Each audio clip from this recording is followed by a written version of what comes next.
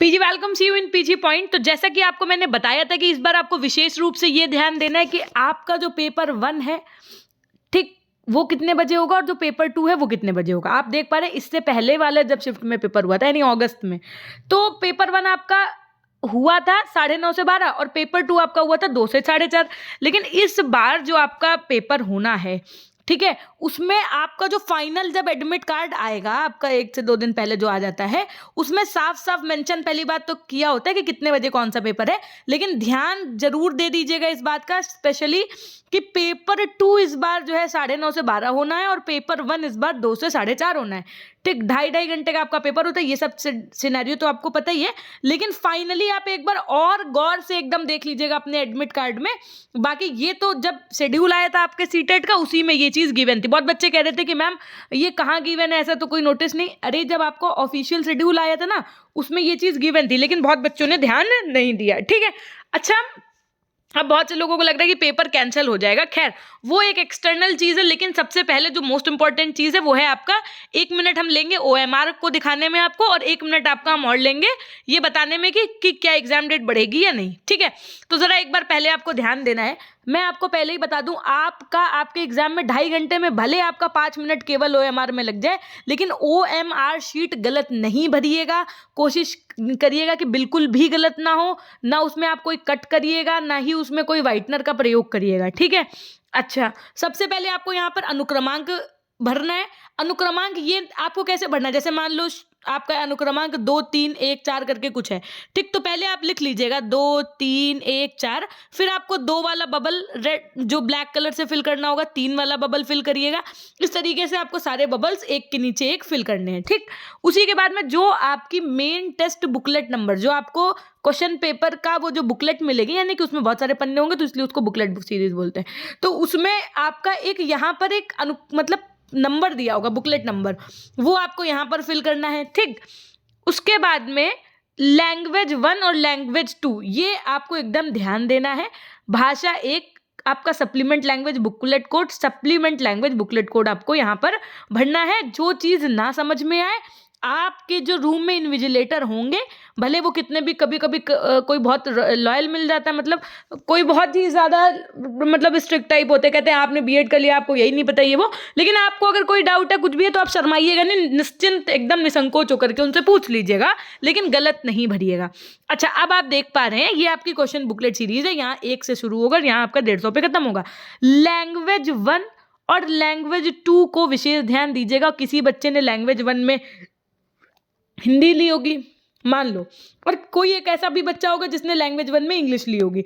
ठीक, तो लैंग्वेज 1 में हिंदी के भी क्वेश्चंस होते हैं, इंग्लिश के भी, सब क्वेश्चंस लाइन से होते हैं।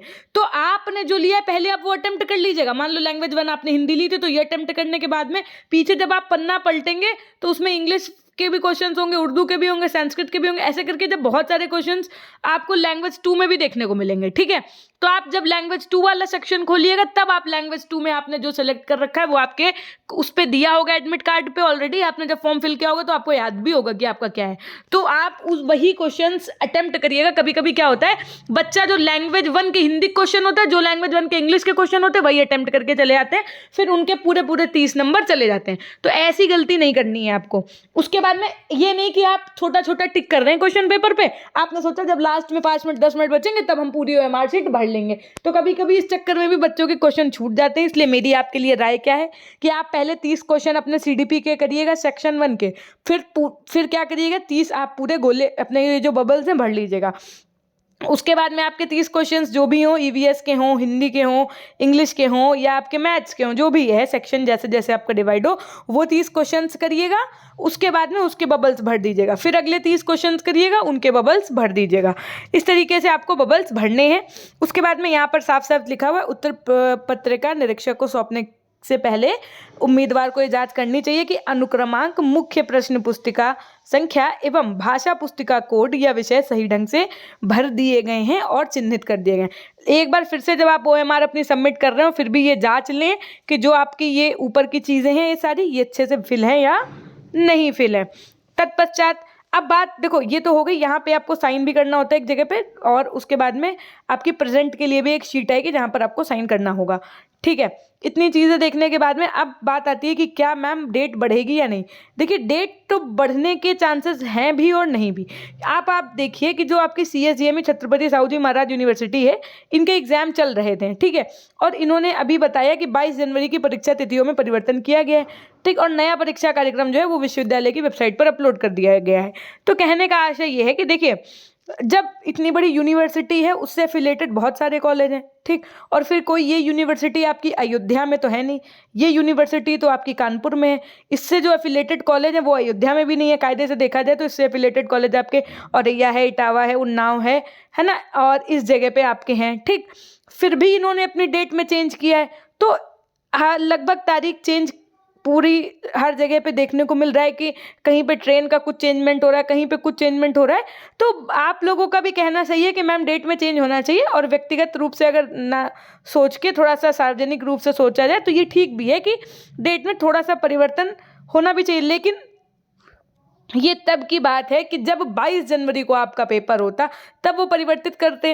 अब पेपर तो है 21 जनवरी को, ठीक है, 21 जनवरी को पेपर दे करके बच्चा 21 जनवरी को तो घर भी चला जाएगा। तो अगर पेपर 22 जनवरी को होता तो एक बार सोचा भी जा सकता था। एक तो ये पेपर आपको पता है ऑल ओवर इंडिया पे लेवल का है, तो ये थोड़ा सा टफ होगा कि पूरे शेड्यूल को चेंज करना, सब कुछ करना। बाकी आप ये सोच लीजिए कि 21 को अगर पेपर है तो हर हालत में आपका 19 तक एडमिट कार्ड आ जाना चाहिए एट एनी हाउ, मतलब 19 नाइट तक आ ही जाता है मैक्स टू मैक्स। अब बाकी जैसा होगा वैसा हम आपको टाइम टू टाइम पे इन्फॉर्म करते रहेंगे। आप हमारे साथ में चैनल को सब्सक्राइब करिएगा ज़रूर, ठीक है। ऑफिशियल अपडेट्स चाहे वो सीटेट के रिगार्डिंग हो, चाहे वो आने वाली कोई भी आपकी टीचिंग वैकेंसी हो, साथ में अगर आपको कोई व्यक्तिगत प्रश्न पूछना है तो आप हमारे Instagram ID PG Point Official से भी जुड़ सकते हैं। टेलीग्राम चैनल का लिंक आपको हमने दे रखा है, वहाँ पर हम आपको बहुत सही सही से कंटेंट और सब चीज़ें प्रोवाइड किया करते हैं PG Point के नाम से, वहाँ से भी जुड़ सकते हैं। चैनल को सब्सक्राइब जरूर करिएगा, वीडियो को लाइक करिएगा, जैसे ही कोई भी ऑफिशियल नोटिफिकेशन आता है हम आपको ज़रूर शेयर करेंगे, और उसके बाद में अपने दोस्तों को शेयर भी कर दीजिएगा ये वीडियो। बाकी आप देख रहे हैं धीरे धीरे डेट चेंज हो रही है, लेकिन ये तब की बात है जब 22 जनवरी को परीक्षा थी तब वो टली।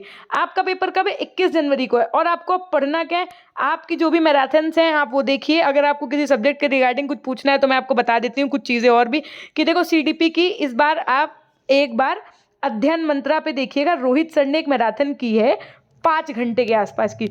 इतनी अल्टीमेट मैराथन है, यू कांट इमेजिन, मतलब GIF के साथ उन्होंने की, बहुत अच्छी। उसके अलावा अगर आपको देखो साइंस और मैथ्स पढ़ना है तो मैथ्स के लिए तो नो डाउट कि उदय सर तो बेस्ट हैं। उदय सर की कुछ कम क्लासेस भी हैं, लेकिन आप जब प्रीवियस चेक करेंगे तो उन्होंने पिछली बहुत क्लासेस ली हैं, ठीक। अगर आप कहोगे हमसे तो हम शेयर भी कर देंगे। उसके अलावा साइंस के लिए आप देखिएगा, एक चैनल है क्विक साइंस करके, और एक चैनल जो बहुत इस समय बढ़िया चल रहा है, जिनके अभी हाल ही में काजल धामी मैम के 4 लाख सब्सक्राइबर हुए हैं, so congratulations to ma'am. Okay, तो उन्होंने ना बहुत अच्छे से साइंस पढ़ाया हुआ है, आप उनसे साइंस पढ़ सकते हैं, ठीक। हमने आपको CDP बता दिया, साइंस बता दिया, बचा हिंदी और इंग्लिश। हिंदी और इंग्लिश में कुछ नहीं करना है आपको। हिंदी और इंग्लिश के जो प्रीवियस ईयर पेपर हैं उनके आप पैराग्राफ लगा लीजिएगा, पेडागोजी की मैराथन देख लीजिएगा आप सचिन सर की, ठीक है। और जो इंग्लिश मीडियम के स्टूडेंट है वो तो हिमांशी मैम को नो डाउट फॉलो कर ही रहे होंगे। ये सारी चीज़ें मैं हिंदी मीडियम वालों के लिए भी बता रही थी। उसके अलावा आप लोग किसको देख रहे हैं, आप लोगों को कौन सा कंटेंट अच्छा लग रहा है, ये आप ज़रा कमेंट सेक्शन में बताइएगा, ताकि अन्य बच्चों की और भी मदद हो सके, ठीक है। फिर मिलते हैं आपसे नेक्स्ट वीडियो के माध्यम से, तब तक के लिए अपना ध्यान रखिएगा, धन्यवाद।